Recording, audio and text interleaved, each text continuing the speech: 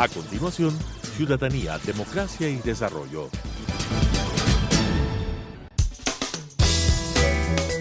Clasificación B, bajo supervisión de un adulto.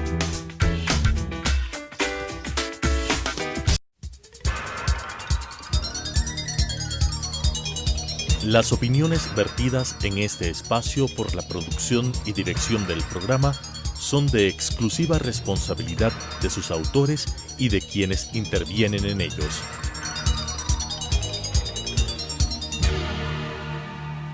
Telesucesos, Canal 29, UHF y la Unión Nacional de Periodistas presentan Ciudadanía, Democracia y Desarrollo, un espacio para explorar la acción ciudadana en relación a las políticas públicas y su impacto en la calidad de vida de los ecuatorianos. Ciudadanía, Democracia y Desarrollo. Qué gusto poder nuevamente estar en contacto con todos ustedes, amigos oyentes. Bienvenidos, bienvenidas a este programa Ciudadanía, Democracia y Desarrollo, que es una coproducción de la Unión Nacional de Periodistas con Telesucesos. Al retomar esta programación, obviamente estamos ya en semáforo amarillo, poco a poco las cosas vuelven, yo no me atrevo a decir a la normalidad, porque parecería que lo que hoy vivimos no es normal, sino a la cotidianidad y sobre todo creo que después de salir de una pandemia, al menos quienes estamos vivos, creo que tenemos que haber aprendido muchas lecciones y salir mucho mejor de lo que éramos antes de la pandemia. Y me refiero a esto no solamente en el manejo de salud, sino en la calidad como ser humano. Es nuestro invitado el doctor Roberto Ponce Pérez. Permítame compartir unos breves rasgos de la experiencia laboral. Él es coordinador general de control de calidad del Hospital Carlos Andrade Marín, en la capital de la República. Fue director nacional de calidad del Ministerio de Salud Pública, subdirector de garantía de calidad en el Instituto Ecuatoriano de Seguridad Social. Ha sido auditor clínico del Hospital Metropolitano de Quito y jefe de la unidad de prestaciones médicas encargado en el Instituto de Seguridad Social de las Fuerzas Armadas, ISFA. Su formación académica, por supuesto, tiene su título, doctor en Medicina y Cirugía en la Universidad Central del Ecuador. Es especialista en Gerencia y Auditoría de la Calidad en Salud Universal. Estudió en Bogotá, en la Universidad Jorge Tadeo Lozano. Tiene diplomados en Gerencia de Salud, Prestaciones Sociales, Marketing en Salud, que ha obtenido en los países de México, Colombia y Ecuador. Queremos empezar esta entrevista con partir de una situación y queremos que, por supuesto, el doctor Ponce nos confirme. La capacidad sanitaria, sin duda, es clave para el cambio de semáforo.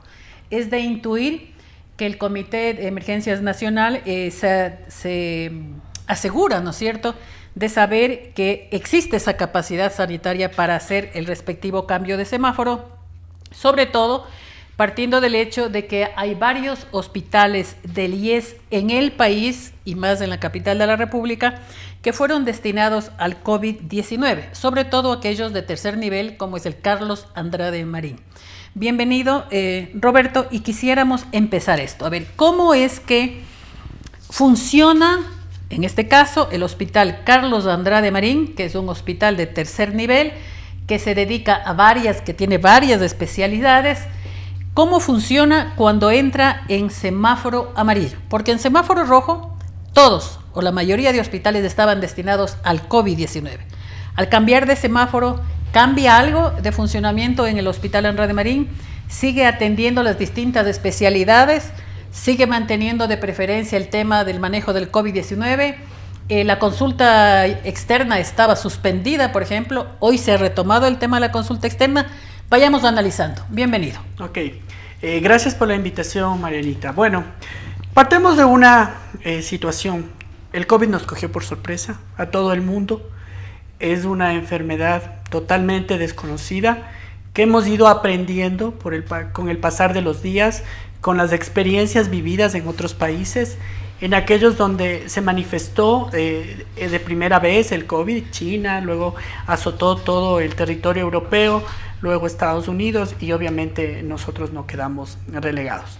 Entonces, dentro de esta pandemia, obviamente nos declaramos en emergencia sanitaria y se hizo un análisis de cómo estaba el sistema sanitario nacional. Obviamente, al conocer que esta era una enfermedad infectocontagiosa muy alta, que de hecho el dar una atención a pacientes portadores de COVID iba a demandar muchos riesgos en los hospitales, ya que todas las alas destinadas para el manejo de la enfermedad en algún momento tenían que ser alas de aislamiento, que los profesionales de la salud y el equipo de la salud debía tener sus equipos de protección de personal. Eso hizo pues que el Estado denote, enmarque cuál iba a ser su capacidad sanitaria para poder paliar esta situación. Obviamente, y los hospitales públicos, todo el sistema, la red integral pública de salud fueron los hospitales que fueron destinados para el manejo de la pandemia. Entonces, ya enmarcándonos en lo que son los hospitales de la capital, obviamente sabemos que el hospital ícono, por decirlo así, de manejo de enfermedades infecciosas del Ministerio de Salud Pública es el Hospital Pablo Arturo Suárez. Y obviamente, conforme iba dándose esta situación, iban retomando otros hospitales dentro de ese subsistema para poder dar atención. Ya en la seguridad social, obviamente, se tomó como el hospital de manejo COVID al hospital IES Quito Sur. Fue el hospital IES Quito Sur el que estuvo preparado de forma inicial para dar atención y contingencia a este problema de salud pública que demarcaba. Y obviamente, con el paso del tiempo y conforme el hospital iba incrementando sus atenciones, de alguna manera se iba saturando, obviamente a la par empezamos nosotros como Hospital Carlos Andrade Marín, el Hospital de la Seguridad Social, que iba a tomar la posta y declarado un hospital centinela para tratar los temas del COVID. Obviamente esto surgió muchísimas dudas, puesto que nuestro hospital es un hospital de tercer nivel de atención, el único hospital de tercer nivel de atención de la capital, del IES, y que sirve de referencia nacional y sobre todo para la zona norte y centro del país de la seguridad social. Entonces nosotros atendemos todos los pacientes que son referidos para una atención de tercer nivel. Entonces para nosotros era un reto bastante difícil, puesto que el hospital se convertía en un hospital de manejo COVID con todo lo que esto implica, y a la vez teníamos que nosotros responder a las necesidades propias de nuestro nivel de atención. Conforme fue dándose la pandemia, pasamos a este semáforo rojo. Esto hizo que el hospital cambie y trace muchos lineamientos de sus procesos. Hablábamos que nuestro hospital es un hospital de tercer nivel con 595 camas, un hospital que su infraestructura y cartera de servicios determinaba áreas clínicas, áreas quirúrgicas, un área materno-infantil, de estomatología, cuidados intensivos, en fin, todo de acuerdo a una cartera. Que recibe una población por sobre el 1.000.000 de personas, ¿no? Como 800.000 de personas. Por supuesto, en el 2019 nosotros cerramos con una atención de 1.867.000 atenciones en toda la cartera de servicios que brinda el Carlos Andrade Marín. Y con una acotación, Carlos, cuando los ecuatorianos nos enfermamos, todos queremos ir y ser atendidos en el Hospital Carlos Andrade Marín. No se diga en los temas de COVID-19. Entonces, ¿cómo ustedes lograron manejar o mantener un equilibrio, o es que un porcentaje mayor fue dedicado al COVID-19 y se siguieron manejando las otras especialidades, o es que se dejó de atender? Pues esto fue un reto más grande y todo tiene que ver con la educación, la concientización de la población. Para nosotros ha sido siempre un reto bastante fuerte el precisamente poder insertar en la población el hecho de que un hospital de tercer nivel es un hospital de especialidades, del cual el paciente no puede venir autorreferido. Yo no puedo sentirme mal y a la primera de bastos ir a un hospital de tercer nivel como el Carlos Andrade Marín o el Eugenio Espejo. Hay niveles de atención que debemos de cumplir. Y obviamente los pacientes deben de saber que deben de pasar por un primer nivel de atención, donde están consultorios médicos, donde la infraestructura está para una atención de consulta externa general. Y obviamente, dependiendo la gravedad de la complicación o de la enfermedad del paciente, a su vez ser referido a un segundo nivel. Por eso tenemos el Hospital IES Quito Sur, el Hospital San Francisco, hablando de la seguridad social. Y si ellos consideran que esta patología es de manejo de especialidad, pues acudir al Hospital Carlos Andrade Marín. Nos hemos topado con este gran problema de la población que nos quiere saturar con patologías propias de niveles inferiores, pues y eso hemos venido trabajando como hospital para educar a la población, para tratar de activar los mecanismos de referencia y contrarreferencia y que obviamente los pacientes acudan a sus niveles que corresponden sin que ellos queden desatendidos. En el caso del COVID, ventajosamente lo que hizo fue que el hospital IES Quito Sur fue el hospital que iniciaba el proceso de atención, donde los pacientes tenían que acudir. Recordemos que hubo toda una socialización y difusión de cuáles eran los teléfonos que las personas debían llamar para cuando se empezaban a tener algún tipo de sintomatología respiratoria. No podríamos decir que nosotros nos vimos en algún momento saturados de atenciones en emergencia por COVID, como se imaginase. Teníamos pacientes que venían autorreferidos, pero gran cantidad de ellos o venían del IES Quito Sur, que ya estaba copado su atención, o venían de las otras unidades del IES de segundo nivel que nos referían a nosotros y obviamente incorporaban. ¿Eso se refiere al de provincias? De provincias y de aquí de la capital también. Recordemos que tenemos unidades del IES a nivel de Quito, son varias unidades que también atendían a pacientes y eran referidos si es que requerían hospitalización. En semáforo en rojo no había atención, consulta externa. Sí, obviamente parte de los procesos y los lineamientos que nosotros trazamos primero fue generar un triaje diferenciado. No podíamos tener un mismo triaje en el cual las personas que tengan cualquier otro tipo de sintomatología o afectación que no sea respiratoria van a ingresar por el mismo lugar por donde ingresan los pacientes con sintomatología respiratoria. Hicimos un triaje diferenciado, trazamos rutas seguras, enmarcadas en bioseguridad para evitar precisamente que haya esta infección cruzada de pacientes que eran sanos, que no tenían COVID, de profesionales de la salud que estaban atendiendo a este universo de personas y obviamente aquellos que tenían que ser atendidos de COVID. Otra de las lineamientos que trazamos inmediatamente fue la consulta externa. Sabíamos que este virus tenía un gran poder de transmisibilidad, entonces decidimos evitar donde haya mayor aglomeración. Se vinieron los toques de queda, la imposibilidad de las personas de poder acudir al hospital, entonces nosotros dimos por cerrada parcialmente la consulta externa. ¿Y por qué digo parcialmente? Porque hay especialidades, hay tratamientos que no pueden ser cortados. El problema de pacientes con cáncer, por ejemplo, una quimioterapia ya en curso, no podemos parar y decir al paciente venga después de 3 meses, porque fracasa los ciclos iniciales y obviamente progresa y se complica la enfermedad. Los pacientes que requieren diálisis, los insuficientes renales crónicos, igualmente el paciente no puede dejar de recibir diálisis. Eran las excepciones, digamos.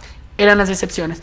Entonces, para ellos y para aquellos pacientes que obviamente toman medicamentos continuos, y estamos hablando de medicamentos que son onerosos, altamente caros, para ellos les dimos la opción incluso de que los pacientes que necesitaban medicamentos no acudan al hospital, sino lo hagan a través de un familiar, una persona más sana que pueda ir portando su cédula, retiramos. Así llegamos más o menos a un porcentaje de 35, 38, 40% de atención del 100% normal que estuvo agendado en estos días en la consulta externa. ¿En semáforo amarillo está abierta 100% la consulta externa? No. A pesar de que el COE nacional, las autoridades determinaron que ya en color amarillo se podía retomar la consulta externa, para nosotros esto no era muy dable. ¿En qué sentido? Todavía sigue siendo el Hospital Carlos San Ramalín un hospital mixto. Y digo mixto porque atiende pacientes COVID y atiende pacientes que no portan el virus. Y gran parte de los profesionales que brindaban atención en consulta externa hoy están dando esa atención en las unidades COVID, tomando en cuenta el hecho de que en el caso de los profesionales de la salud, los horarios en las áreas COVID van hasta 6 horas por el uso de los equipos de protección personal. No es que pueden entrar y sacarse a cada rato. Son equipos que han costado muchísimo poder obtenerlos y tener en cantidad necesaria. Obviamente por comodidad de los profesionales de la salud, no son equipos que uno puede sacar y ponerse a cualquier momento y poder salir. Y obviamente por seguridad para el resto de la población. Entonces están brindando contingencia este gran número de médicos que daban atención en consulta externa. Entonces, por ese lado, no contamos con el número total de médicos operativos para volver a dar una atención de consulta externa normal. El hospital diariamente recibe prácticamente alrededor de 1.500 atenciones diarias en consulta externa con un gran número de médicos. Hoy por hoy estos médicos están brindando contingencia y apoyo en las áreas COVID hay un porcentaje de médicos que también forman parte del grupo de vulnerabilidad. Ellos no pueden retornar al hospital y tenemos pacientes que sí están de manera presencial. Entonces, ¿qué hicimos nosotros? Tomamos en cuenta que parte de cuando estuvimos en semáforo rojo, brindaban atención y consulta externa, era a través de una teleconsulta. Entonces potenciamos la teleconsulta, sobre todo en las áreas clínicas. Hoy los pacientes que fueron rezagados, que estamos hablando como 22,000 pacientes en las áreas clínicas, hoy los pacientes están llamados por estos médicos que están en casa desde teleconsulta para determinar su estado. Si es que el paciente obligatoriamente necesita una valoración presencial, necesita exámenes de laboratorio, pues ellos a través del equipo de atención al cliente son agendados de forma ordenada, porque esa era otra de las situaciones que nos limitaba a nosotros. De forma ordenada, pero a largo tiempo. Por supuesto. O sea, pensemos porque que... no creo que haya la inmediatez. No, por supuesto, tiene, y eso siempre nosotros pedimos a los pacientes un poquito de comprensión, en el sentido de que no podríamos, sería irresponsable de nuestra parte llamar a los 1,500 pacientes a una atención diaria, donde vamos a congestionar el hospital, vamos a ver áreas totalmente llenas. Nuestro hospital acaba de cumplir 50 años, un hospital que fue edificado bajo otra perspectiva, con otro universo de afiliados incluso. Entonces, lo que hoy nosotros hacemos es precisamente llamar a los pacientes que necesitan atención presencial, indicarles qué hora y qué fecha tienen la cita para evitar congestión y que no se cruce. Ahora, Roberto, una de las preocupaciones desde que volvimos al semáforo amarillo es de que el contagio se va incrementando, porque obviamente quizás estamos más expuestos a pesar de que usemos mascarilla, etcétera, etcétera. De las 595 camas que tiene el Hospital Carlos Andrade Marín, por ejemplo, ¿cuántas camas están destinadas para cuidados intensivos? ¿Y cuántas otras camas están destinadas para el COVID-19? Ya. De las 595 camas, nosotros le dividimos al hospital en dos áreas: área COVID y área no COVID. Aquí, ventajosamente, la infraestructura nos ayudó, porque nuestro hospital tiene 3 torres. Entonces, la primera y la segunda torre le convertimos en un hospital COVID. Estoy hablando de hospitalización. Y la tercera le convertimos en un hospital no COVID, precisamente para salvaguardar la bioseguridad, que no haya contagios internos en el hospital y obviamente delimitar rutas para que esto se dé. Entonces, nosotros a nuestro hospital le convertimos en un hospital de 175 camas para pacientes COVID y 247 camas para pacientes no COVID en las especialidades que denotan mayor atención y que son propias de tercer nivel de atención. Cito esto: oncología, hematología, trasplantes, alto riesgo obstétrico. Con la unidad de cuidados intensivos, y quizás esto no es una novedad, en Quito se ve que existe ya una saturación al tope de las unidades críticas, y nuestro hospital no fue la excepción. ¿Cuántas camas Nosotros tenemos 34 camas destinadas para cuidados intensivos COVID y manejamos una ocupación de 32, 34, 33 camas. Pasamos llenos en la unidad COVID. Indistintamente lo que pasa en cambio con la ocupación de las camas hospitalarias. Aquí sí tenemos una ocupación de 130 camas, 135, 140. Todavía tenemos margen, espacio para poder recibir. Es por ello que nosotros en algún momento pensamos tomar la alternativa del Parque Bicentenario, el plan que lo desarrolló el municipio de Quito. Sin embargo, no lo hemos utilizado, no hemos tenido la necesidad todavía de hacerlo. Hemos visto el comportamiento del virus, digamos, de una forma como se está viendo a nivel de la ciudad. Mantenemos como manifiesto la unidad de cuidados intensivos que está llena. Sin embargo, las unidades de cuidados intensivos. De hecho, yo pienso que ya colapsaron en todas las unidades. ¿Qué plan tienes? ¿Qué hicimos nosotros? No, es que el problema es la falta de unidades de cuidados intensivos que tiene la ciudad. No tenemos más que el espacio físico. Exactamente. Porque recordemos que una unidad de cuidados intensivos no es solamente el espacio, no, pues claro, denota equipamiento, profesionales, intensivistas, enfermeras y todo el equipo que puede actuar en este caso de pacientes, personas que dan fisioterapia, rehabilitación respiratoria, etcétera, etcétera, etcétera. A propósito, Roberto, de lo que acaba de mencionar, ¿qué porcentaje de especialistas tiene el Andrade Marín en este instante, de enfermeras, de paramédicos que trabajan en el tema COVID-19?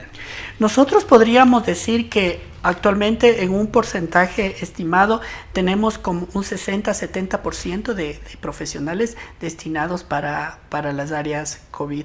¿Y por qué? Porque denotamos que son, como manifestaba, turnos que denotan 6 horas para los profesionales, tienen que estar rotando 24 horas al día, no podemos dejar desatendidos, son alas, en el caso de cuidados intensivos, pacientes llenos que denotan una atención. Pero igualmente pensamos qué va a pasar con aquellos pacientes que no son COVID y que necesitan unidad de cuidados intensivos, sí, sobre todo para especialidades netamente de tercer nivel. Entonces, para eso nosotros también habilitamos pocas camas para aquellas cirugías emergentes y de alta complejidad que nosotros podamos determinar. ¿Cuál ha sido la forma de poder paliar esta situación y no vernos congestionados, no por los pacientes COVID, sino por los otros pacientes?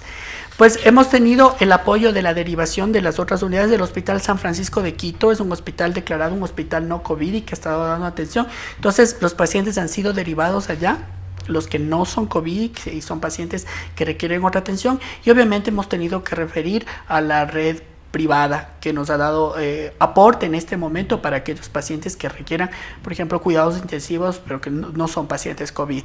Así nos hemos venido manejando y siempre pues tratando de dar una atención oportuna y con calidad. Roberto, es de entender, existe un tanto de paranoia también, diría yo, en muchos ciudadanos, y creo que es a nivel universal, ¿no? Uh-huh. Que si estoy con el coronavirus, que si no estoy con el coronavirus, que si soy asintomático, que no, que me duele la garganta, que no respiro bien, etcétera, etcétera, etcétera. Si tengo síntomas, y este mensaje va a llegar para el ciudadano de a pie, que yo le digo, ¿no? Si yo tengo síntomas del COVID-19, ¿qué debo hacer? ¿Debo quedarme en casa? ¿Debo ir a un hospital? O sea, ¿dónde es el primer sitio que yo debo acudir? Ya. Siempre se ha dicho que el objetivo no es colapsar los sistemas, porque uno, como tú bien manifestabas al inicio, uno piensa que el primer sitio a donde debo acudir es al hospital, y al hospital tercer nivel. No es así la situación. Se han habilitado muchas líneas, sabemos que el gobierno, el Estado, el sistema de salud ha habilitado líneas en las cuales se dice a las personas que de tener un síntoma como fiebre, dificultad respiratoria, dificultad para respirar, el no también, percibir. Pero verdad que también es un call center. Claro. Que si tienes suerte te contestan, y si tienes más suerte te contesta una persona que sabe trasladar bien la información. Pero también se ha dado el otro tipo de casos. Claro, ahí se les invita a las personas, o sea, se les recomienda que acudan a las unidades de segundo nivel de atención, donde existan emergencias. Por ejemplo, estamos hablando de la unidad del Batán, estamos hablando de Cotocollao, por ejemplo, nos han derivado pacientes, pero no al Hospital Carlos Andrade Marín.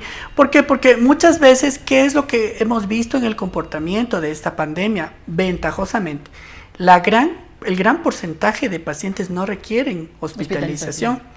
Hay un porcentaje que pueden ir a su casa con toda la responsabilidad que esto implica, hacer la cuarentena en la casa, a pasar esta sintomatología como cualquier gripe en casa, tomando tomando medidas de precaución, no saliendo a la calle ni exponiendo a otras personas. Igualmente, aquellas personas que ya tienen sintomatología moderada y que necesitan hospitalización, sobre todo por el mantenimiento del oxígeno permanente. Y lamentablemente hay un porcentaje que sí, que se llegan a estadios muy críticos que requieren cuidados intensivos. Ventajosamente de ellos un porcentaje se recupera, otro lamentablemente fallece. Un buen amigo me decía que lo ideal ahora es no pisar un hospital, porque también hay que reconocer que los hospitales, que es casas, centros de salud, también pueden ser sitios de contagio. Siempre, o sea, de hecho, y ese siempre ha sido nuestro mensaje, independientemente que hoy estemos atravesando esta pandemia, nuestro mensaje ha sido no acudir innecesariamente a un hospital. Y si es que yo tengo la necesidad de acudirlo, hacerlo en el tiempo estrictamente necesario, yo solo, no llevando niños, no llevando personas que son muy vulnerables y que pueden contraer cualquier tipo de enfermedades. Pensemos que un hospital es un sitio donde van personas enfermas. Y muchos de ellos pueden padecer enfermedades que son contagiosas. Uh-huh. Habrá obviamente pacientes que no. Entonces, obviamente no ir a un hospital es la mejor alternativa.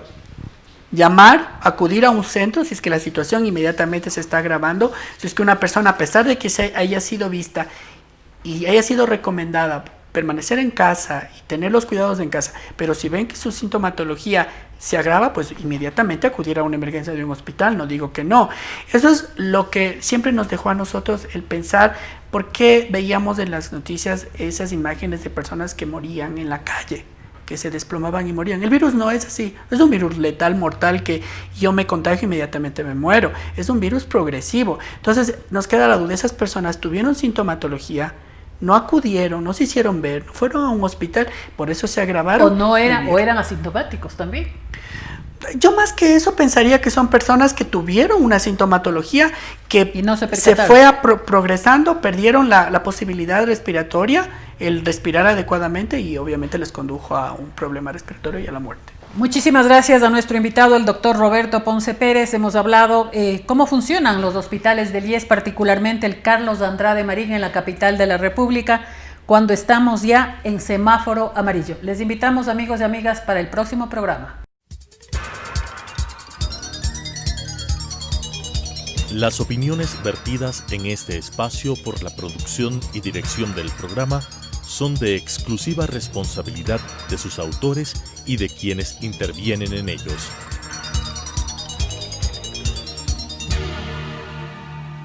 Telesucesos Canal 29 UHF y la Unión Nacional de Periodistas presentaron Ciudadanía, Democracia y Desarrollo, un espacio para explorar la acción ciudadana en relación a las políticas públicas y su impacto en la calidad de vida de los ecuatorianos. Ciudadanía, Democracia y Desarrollo.